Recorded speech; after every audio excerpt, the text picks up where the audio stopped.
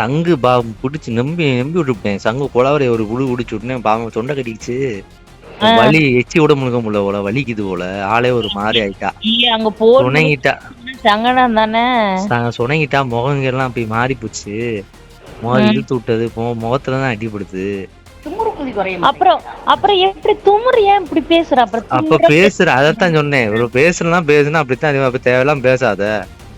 பேசாத நீ வாய மூடு. இல்லன்னா இப்படித்தான் நடக்கும் அப்படின்ட்டு. பேசக்கூடாது. ஏன் அப்படி சொன்னாலாம்? நீ என்ன சொன்ன? எங்கள்ட்ட கட் பண்ணிட்டேல்ல. கட் பண்ணி வச்ச உடனே என்ன சொன்ன? அவங்கிட்ட பேசக்கூடாது நீ என்னடி சொல்றது? என்ன நல்லா தெரிஞ்சுக்க.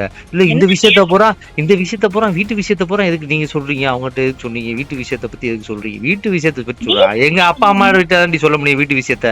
நல்லா தெரிஞ்சுக்க. அவங்க தான் இந்த வீட்டுக்கு பெரியவங்க. அவங்ககிட்ட தான் நான் சொல்ல முடியும். புரியுதா? ஒண்ணு அப்ப அன்னைக்கு பிரச்சனை நடந்தப்ப நீதானே பேசுன எங்க அப்பா அம்மாட்ட அப்படின்னு சொன்னேன். அன்னைக்கு போன் அடிச்சு இந்த மாதிரி கேக்குறாரு 10 பவுன் கேக்குறாரு. நீதானே சொன்ன எங்க அப்பாட்ட. அப்புறம் என்ன அப்ப மட்டும் மாமனா தேவைப்படுதா உனக்கு அப்படின்னு